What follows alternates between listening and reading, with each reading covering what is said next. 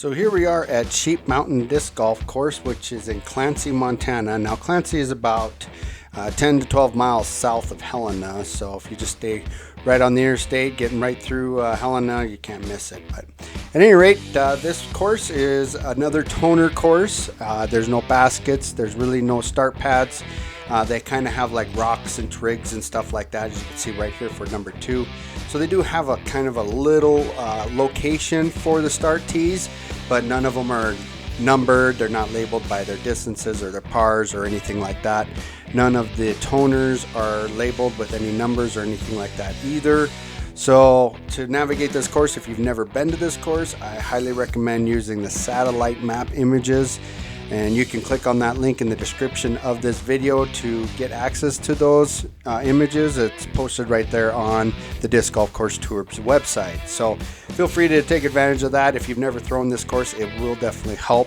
There's a lot of ups and downs throughout this course. There's obviously heavily treated areas. Finding the toners can be difficult. There's a lot of blind holes on this. And to even make things a little bit more difficult, when we get closer to hole 15, it actually branches out and there's like a few bonus holes and stuff like that, to the best of my knowledge anyway. This is not one of my local courses, so I'm only familiar with this to a certain extent. If those bonus holes are actually part of something else, then please let me know by throwing it in the comment section of this video.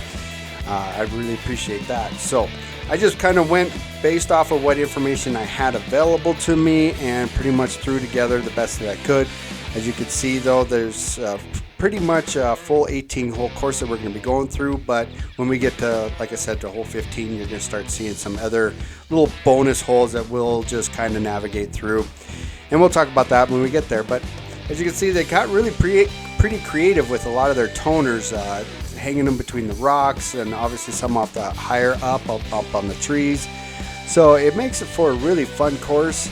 Now I apologize because I forgot, if you noticed when we passed that tree, there was a little red sign right there. That actually is the number of the tee pad. So the tee pads are actually numbered. So I apologize for that. Earlier in the video I said that it wasn't. That I was actually wrong. It's been a while since I've been up to this course. So you can see right there, there's a little red 10 on a little piece of wood stamp. So they actually are numbered, so it does help to navigate the course a little bit, but the toners are not numbered. So keep that in mind as you are throwing this course. So as we approach hole 11, it's kind of neat. They got this nice tire that you throw through instead of a toner that you actually hit. Hole 12, the toner for this is wind chimes. They're kind of hidden. They do paint them red so that they stand out as much as possible. But yeah, you hit these wind chimes for hole number 12. And then hole 13 is buried in these rocks up ahead. You're going to see this. This is a really cool course. I actually really enjoyed throwing this. I've only thrown it a couple times, as well as walked through it to do the video. I personally think it's a great course as far as a toner course goes.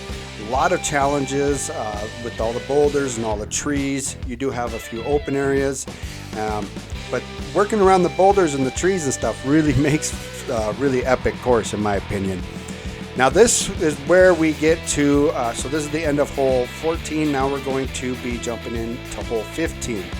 This is where things can either branch off to the left or to the right. So sorry about the video getting down the cliff here, but it's a little wobbly there. But as we cross this road, if you were to go to the left, there's a toner to the left. That actually is going to be hole 15, but what we're heading to is toner bonus hole 1 is what I got it called. Again, if I'm wrong, please put a comment in the section of this video, and I have no problems editing that and making sure that this information is as accurate as can be.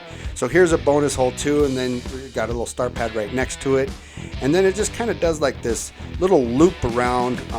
As you see, we're gonna hit bonus 3 coming through this boulders and trees as well. Now there's no start pad. You got to walk up the hill because there's no hole that I found that's up through this hill.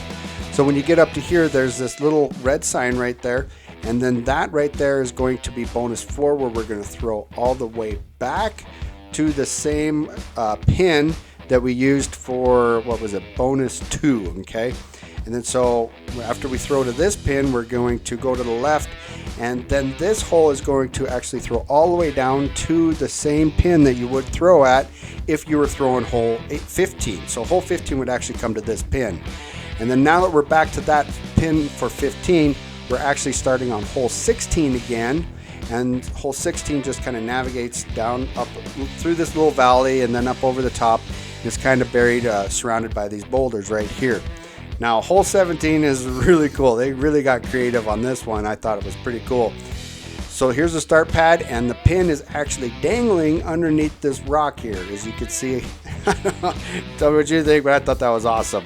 And then hole 18 pretty much goes all the way back to the parking lot. So as we wrap this video up, I want to ask if you smash the like button if you like this video. If you're not a subscriber to Disc Golf Course Tours, please hit the subscribe button. We appreciate all the support. On that note, enjoy the rest of your day, and we'll see you in the next video.